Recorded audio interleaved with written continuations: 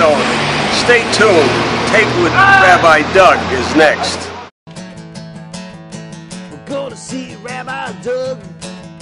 We're gonna see Rabbi Doug. We're gonna see Rabbi Doug on your TV tonight.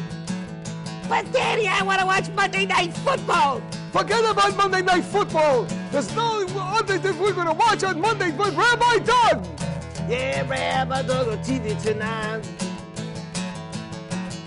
We're going to see Rabbi Doug. Oh, everybody talk about Doug. Shalom and welcome to Taped with Rabbi Doug. We're here at the Illinois Holocaust Museum and Educational Center, opening up in Skokie, Illinois.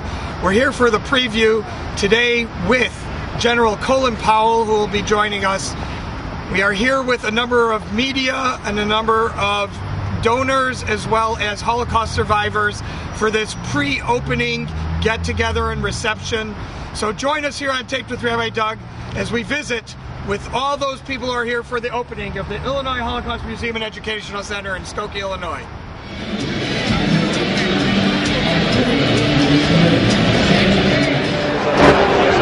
We're here at the opening of the Holocaust Museum. I'm here with Mayor George Van Dusen of Skokie. Welcome to the show once again. Wonderful being here. Good to see you. Tell me, what does this mean to you as the mayor of Skokie to have this museum open up in Skokie and be part of this world event? Well, it really helps put Skokie on the map and solidifies our history. I think, as everybody is well aware, in the late 1970s, 77, 78, the American Nazi Party attempted a march in Skokie, and that really galvanized the survivors to get involved in local government and local politics, and out of that came the Main Street Storefront Museum. And of course today, it was because of those great people that we're opening a world-class museum designed by Stanley Tigerman, a great architect of international renown. So this is not only a national Skokie event, this is an international event which I think is going to help put the village of Skokie on the map. Very good. Well, Mayor Van Dusen, I think Skokie's been on the map for a long time, but this is certainly something very special. I want to thank you for being with us. Stay with us here on Taped with Rabbi Doug, and we'll be back. Thanks so much. My pleasure.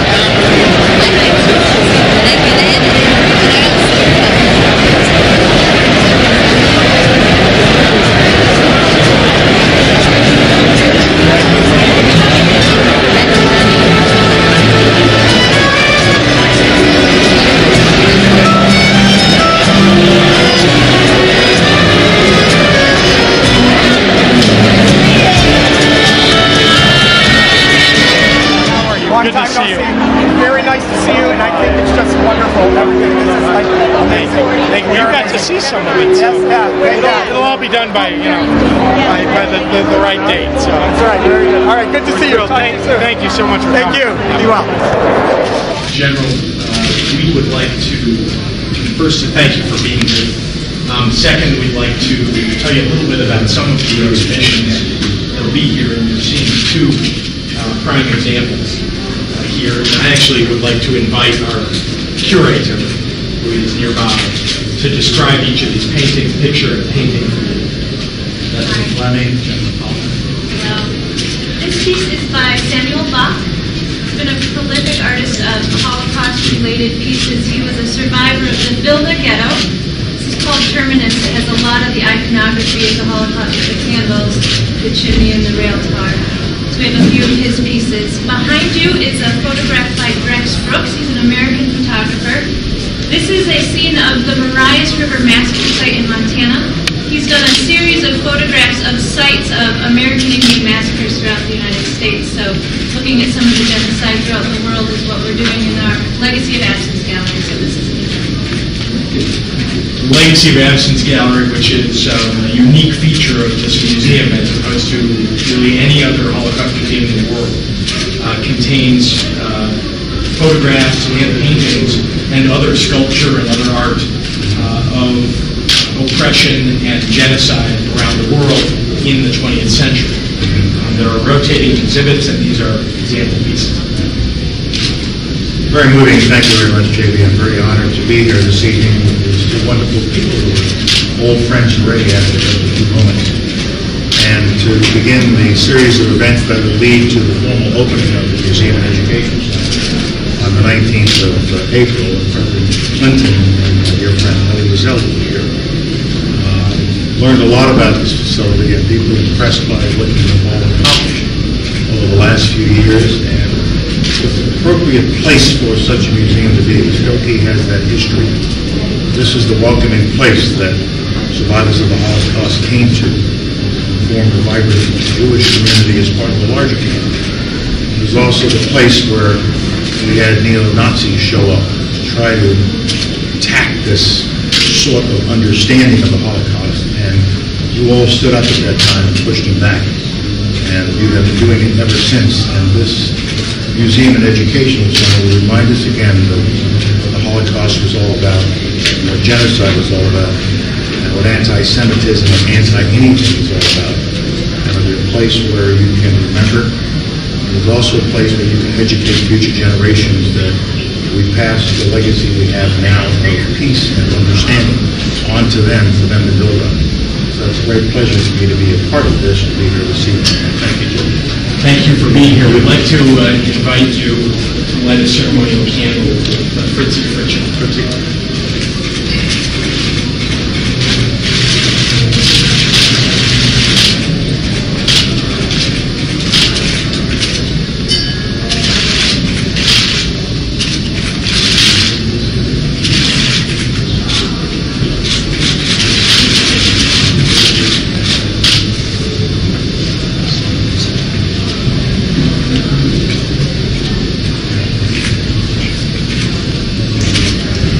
General, we'd like to invite you to join us. We're going to begin to see over our items in the museum and then head over to the tent.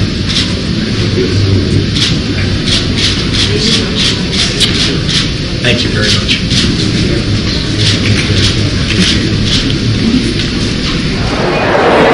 General, hi, I'm Rabbi Doug. Nice to see you. I want to welcome you to Chicago and thank you so much for coming here and being part of this. Thank you very much. All right, thank you, and all the best.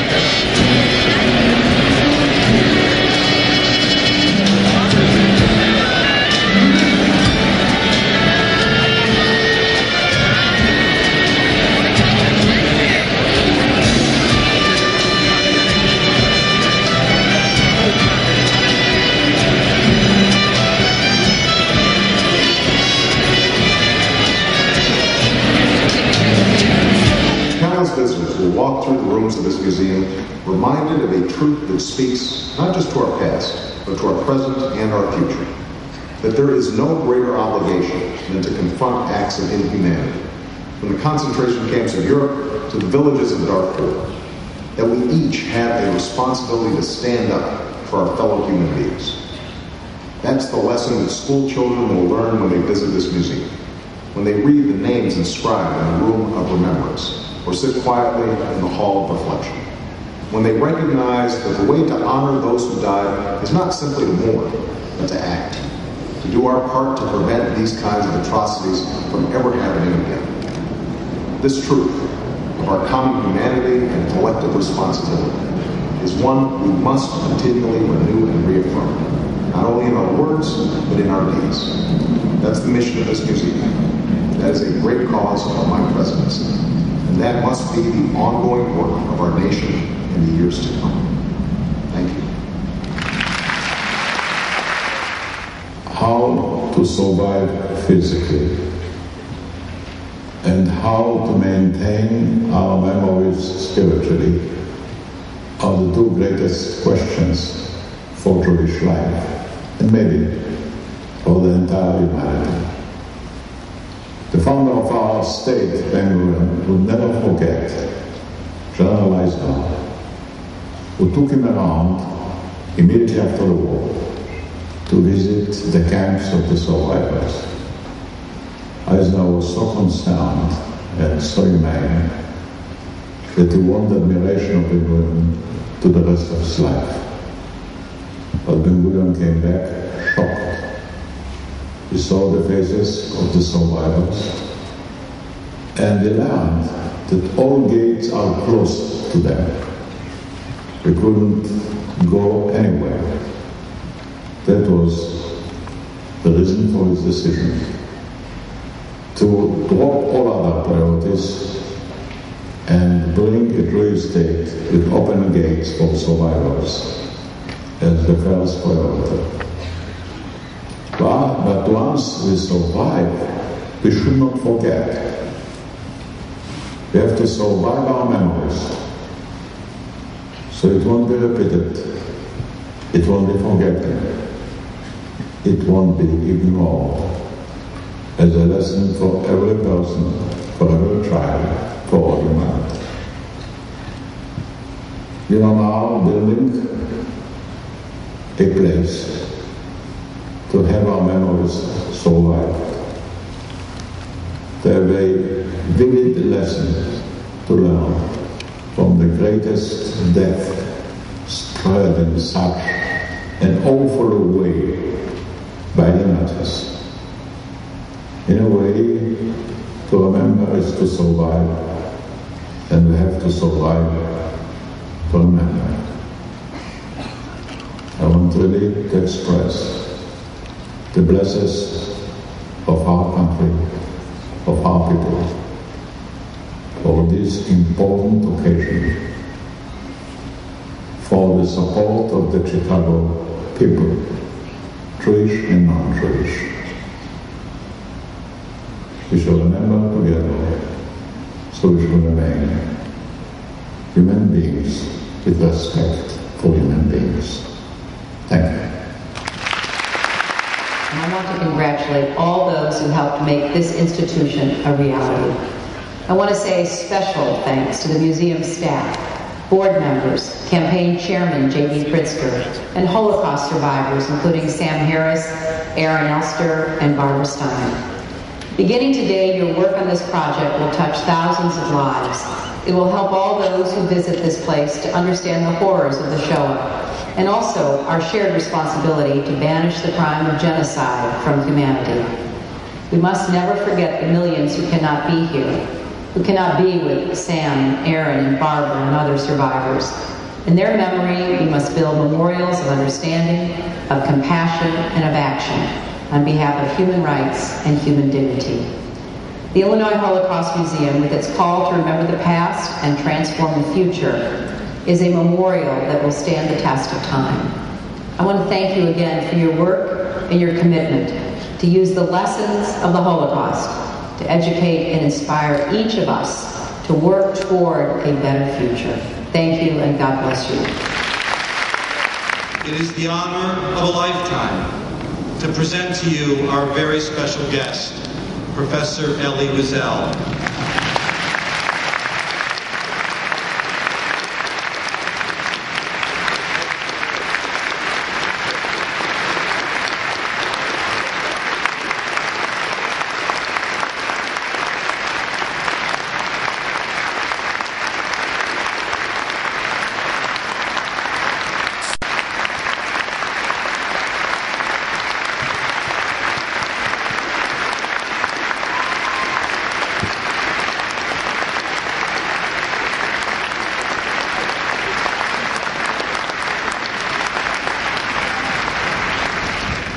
No single individual has more poignantly conveyed the horror and the humanity of those who suffered during the Holocaust. Elie Wiesel's wrenching accounts of his journey through these dark years makes achingly personal the enormity of this catastrophe. Long before the events of Skokie became the catalyst for the Holocaust education movement in this country, millions of young people, myself among them, were riveted by his haunting memoirs, Night and Dawn. Through the decades that followed the end of the Holocaust, Elie Wiesel has devoted every fiber of his being to fulfilling the sacred oath of never again. to any people at any time. A more compelling voice of conscience does not exist. His steadfast resolve, gifted with words both written and spoken, and genuine sense of obligation to repairing the world sets a remarkable example for us all. Ladies and gentlemen, Professor Elie Wiesel.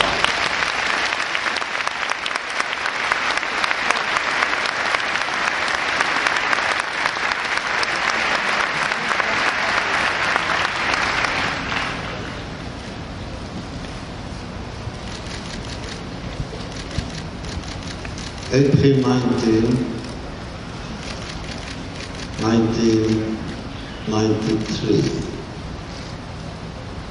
It was a rainy day in Washington. That was the first time President Clinton and I shared a platform together. It was the inauguration of the museum, the Holocaust Memorial Museum in Washington. I remember it well because it was an important event. Some of us have invested years of our life in building that museum. So my wonderful and beautiful wife, Marion, and I spent the entire night working on my address. It was supposed to be an important address. 36 presidents were there, live television. But as my turn came to speak, I opened my folder and I almost had a heart attack. My speech was soaked, impossible to read. For a long moment I hesitated what to do. I had a choice. Try to remember what I wrote, or improvise a new one. And it was no other way. I improvised. In the middle of my address, I turned to the President. I said to him, Mr. President, a few weeks ago I just came back from Sarajevo, from Bosnia, and what I have seen robbed me of my sleep, and I began telling him of what I had seen. And I pleaded with him, you must do something to stop the bloodshed there. I was waiting for the end of the ceremony, and that was the beginning of our relationship. And that was the beginning of the end of the war in the Balkans.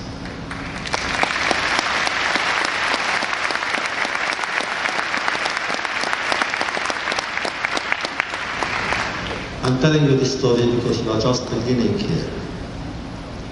And I congratulate all of you for this beginning.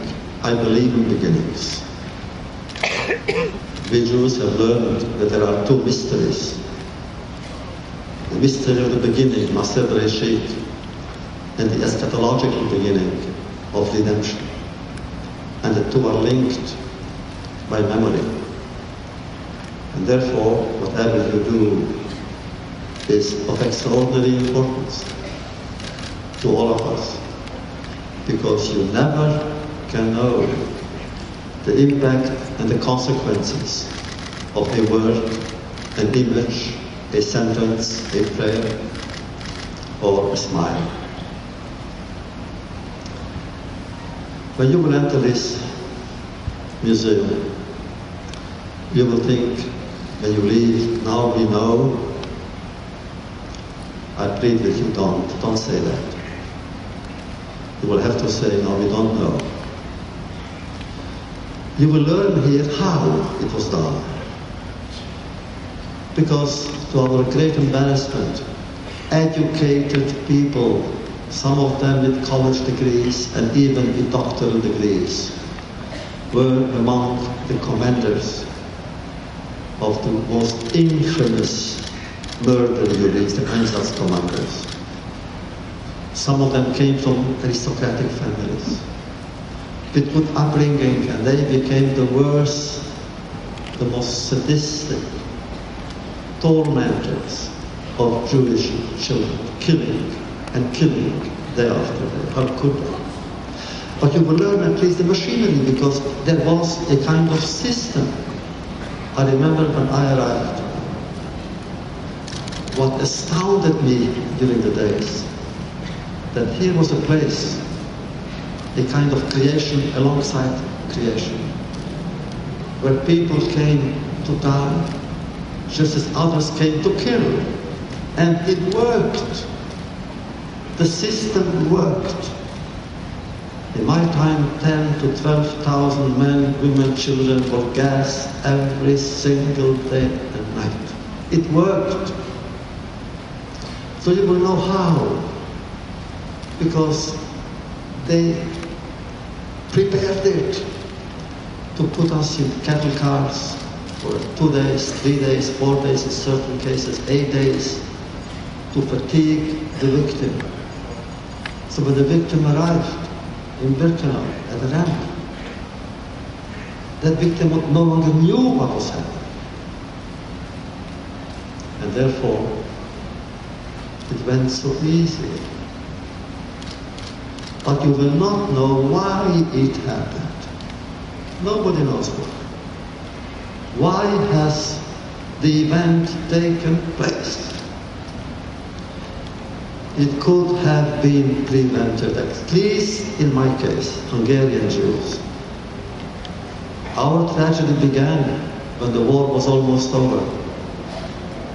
We are now 2 days, 3 days after Passover. That's when the ghetto was beginning to be built in my town.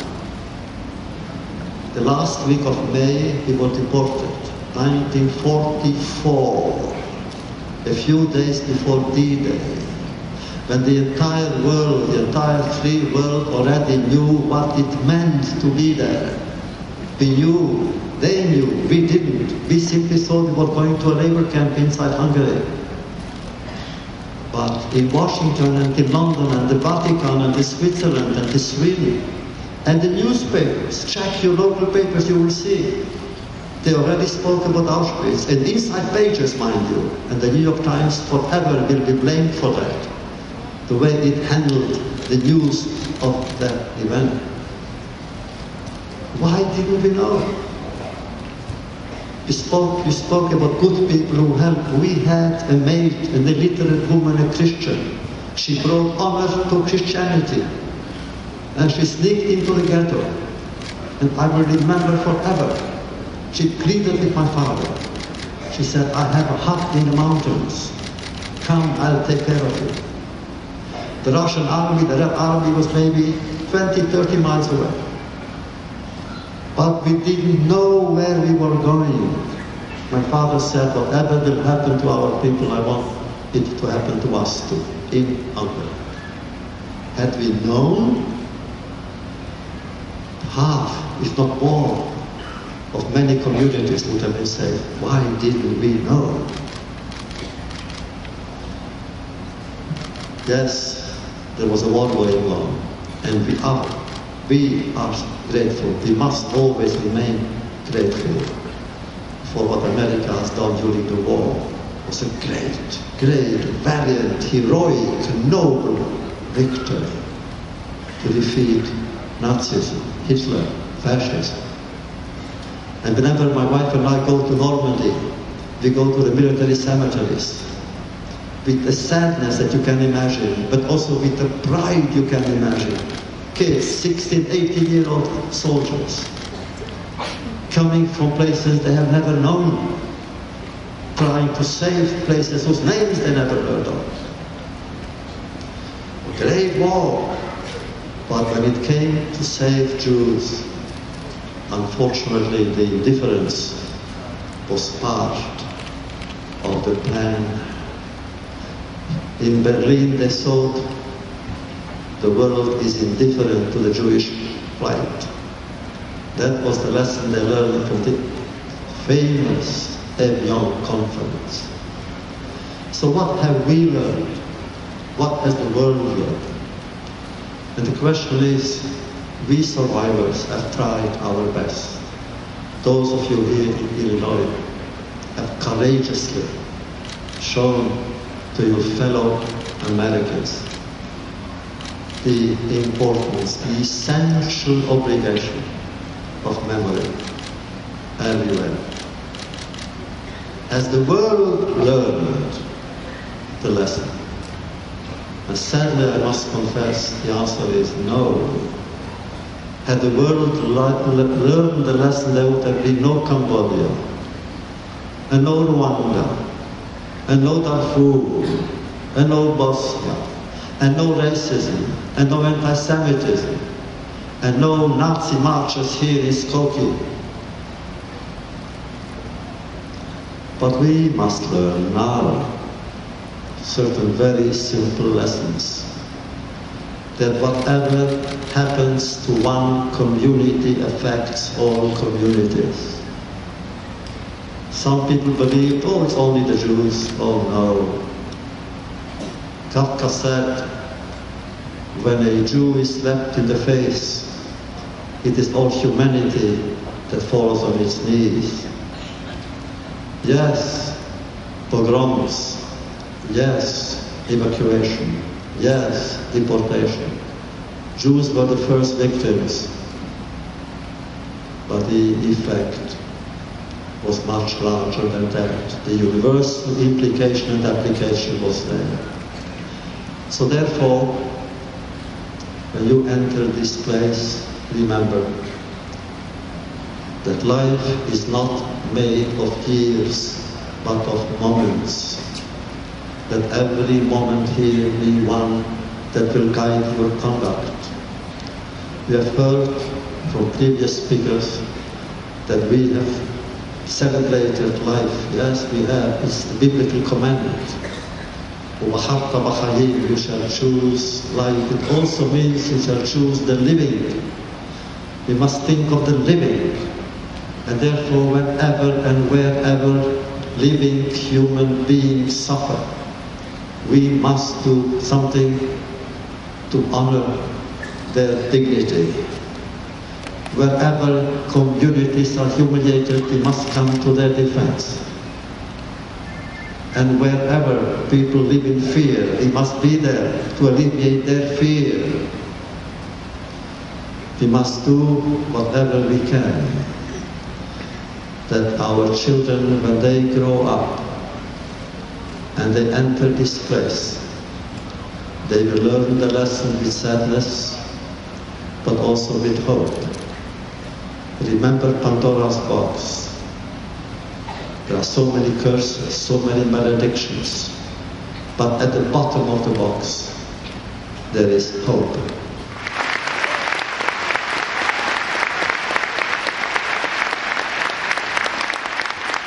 I'm Roland Burris, and I'm at the Holocaust Museum celebration, and this is being taped by Rabbi Doug. I'm here with Senator Roland Burris. We're here at the Holocaust Museum opening. Senator Burris, what do you think this means for the state of Illinois to have this museum here? Illinois is a very diverse state, and it means a great deal for the young Jewish people, the young kids, so they can know the Jewish heritage, that they can always remember what happened in Germany during those days.